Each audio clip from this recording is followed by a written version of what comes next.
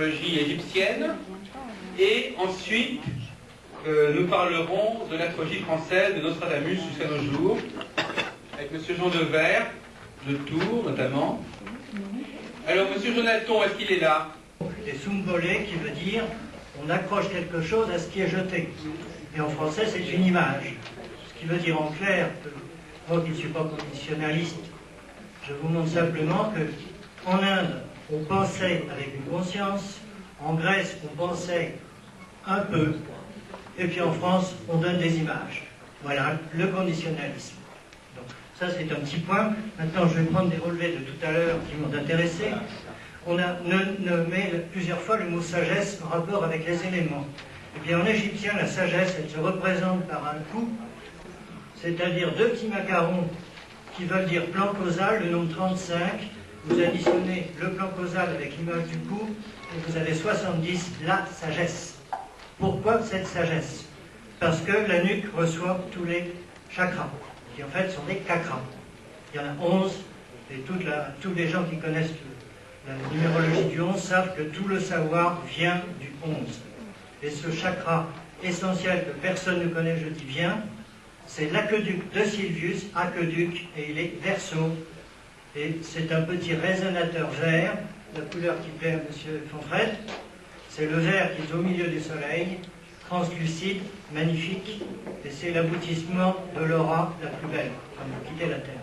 Pour les gens très sophistiqués. Donc vous voyez, sagesse liée aux éléments, liée à la nuque. Moi qui suis transmetteur, ma nuque chauffe.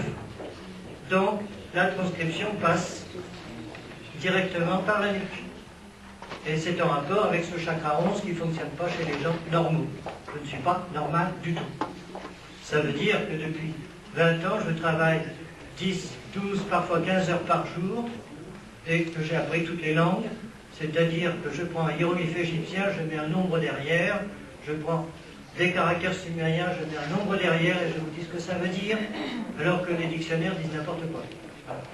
Donc en fait, c'est pour dire que l'aspect élémentaire est essentiel, que les relations se font avec une chaîne de chakras. Tout à l'heure, Jacques Albron a fait une remarque, il a montré un emblème des Gémeaux, l'enfant et la jeune femme, en disant ils ont l'air de s'embrasser, c'est vénusien. Ça vient d'un texte hindou, comme tout le savoir européen. Ça s'appelle Mituna, c'est l'emblème de la copulation. Et le texte qui va avec veut dire il faut, quand les êtres charmants de la colonne des chakras s'embrassent, se passent des choses merveilleuses. Or, les deux premiers chakras sont les chakras Mars, exalté en Scorpion, et Vénus. Et Vénus représente l'élément Vam, ça va plaire à M. Fonfred, l'élément Vam, c'est en fait le son d'une flûte. Ça n'a rien à voir avec l'eau.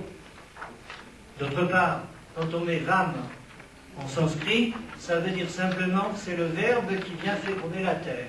Alors on peut l'appeler air au départ, c'est Uranus, et on peut l'appeler eau en bas, quand on le reçoit, puisqu'il est fécondé, et fécondant. Donc vous voyez, tout ce que vous avez entendu sur les éléments, c'est essentiel, car, comme disait Aristote, le matérialiste, il y a un corps et 5 âmes. Je ne sais pas si vous réalisez, 5 âmes. Ce qui voulait dire, en ayant l'air matérialiste, c'est que ignorer le corps, c'est une idiotie, et c'est la folie de tous les utopistes. Moi, je peux parler de ces choses-là parce que je reçois, j'ai eu un médium primaire il y a 5 ans, maintenant j'ai un secondaire il y a 5 ans, maintenant j'ai un médium primaire qui fait des effets fantastiques. C'est quoi un médium? Bon. Ça veut dire en clair que c'est une hiérarchie directement en dessous des chérubins qui a 300 000 ans. Donc je suis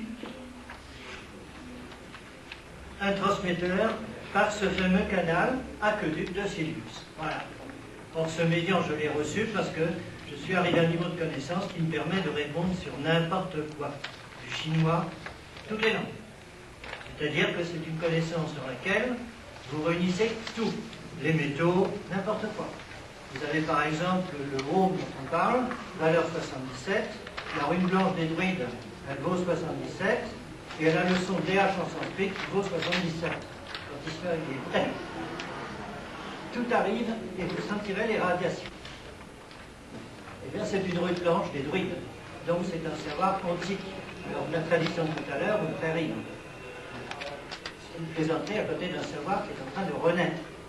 Alors tout ceci veut dire que je décrypte Nostradamus, car j'ai trouvé des liaisons, que Nostradamus il écrit des choses intelligentes. Dans un congrès d'astrologie, j'ai entendu des choses passionnantes en tant qu'historien, ridicules en tant qu'astrologue.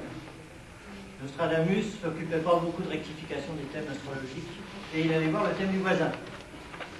Seulement, il lui arrivait ce que moi je fais, c'est-à-dire que je me concentre sur le thème et je rentre dans la personne.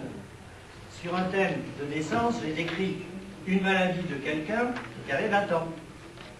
Et il avait de l'électricité dans l'estomac. Je l'ai diagnostiqué, le magnétiseur à côté de moi a mis la main sur l'estomac, il m'a dit ça vibre. Et la vibration est sortie de là et le type était guéri. Il a fait tous les médecins pendant 2 ans. Voilà un cas. C'est pour vous dire que c'est un savoir universel. Voilà, Uranien.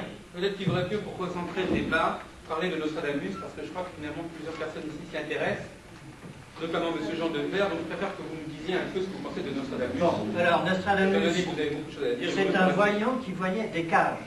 Alors des cages, ça veut dire une cage temporelle. Quand il a dit je peux réunir les 4 uns, c'est il voyait. Ou quand il met une cage, je vais vous en citer une qui est magnifique. Et c'est Jacques Albron qui m'a donné ça, c'est un complément qui a été édité par le Fils.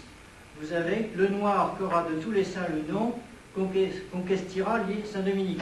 C'est évidemment Toussaint. Donc vous voyez le petit voyage, j'étais à jouer avec Toussaint. Le général des insurgés. C'est un complément que m'a donné Jacques Albron.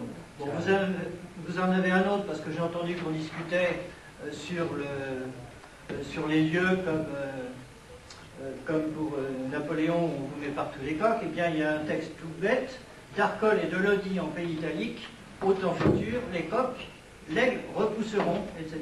Bon. Donc vous voyez, ce sont des choses nommément désignées. Vous n'avez pas le mot Arcole. Mais je vous parle ici de ce qui est appelé Centurie 9, 16, donné par Jacques Albron. Bon, ça c'est un petit exemple. Comme je vous dis que je traduis Nostradamus, c'est parce qu'il y a des choses beaucoup plus passionnantes.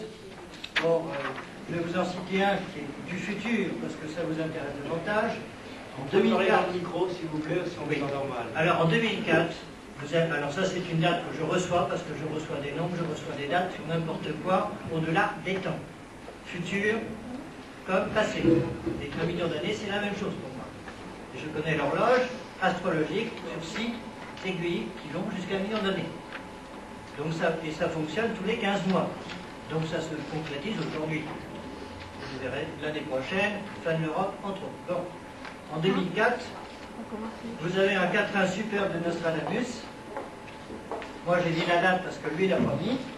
Et en l'occurrence, je fais une erreur, c'est pas un 4-1, c'est 8 4-1 dans une même centurie qui se suivent dans un intervalle extrêmement court. Car si je prends les nombres, il s'agit pour les spécialistes de la centurie 4. Les 4-1 sont les 22, 24, 25, 28, 29, 30, 31, 33. Ils sont absolument consécutifs. Alors le plus remarquable du lot, c'est tout simplement une allusion en termes codés, puisque tout Nostradamus est codé. Alors voilà je dirais le plus essentiel. Le sol caché éclipsé par Mercure ne sera mis que pour le ciel second. De Vulcane, Hermès sera fect, pasture. Sol sera vu, pur, rutilant et blond. Ça rejoint l'astrologie ésotérique, puisqu'il s'agit de Vulcain, qu'on appelle Vulcane, de Vulcain qui est en fait connu des Tibétains, connu de tous les spiritualistes, qui est en astrologie le nombre lié à 51, donc 21 du taureau, qui veut dire la réunion. Ce Vulcain est une fausse image de Pluton, et son rôle c'est de dégager les énergies de la Terre les plus pourries pour faire sortir le beau. Eh bien, c'est une planète qui est constatée par les astronomes comme occultant Mercure et modifiant sa trajectoire. Nostradamus, il en parle.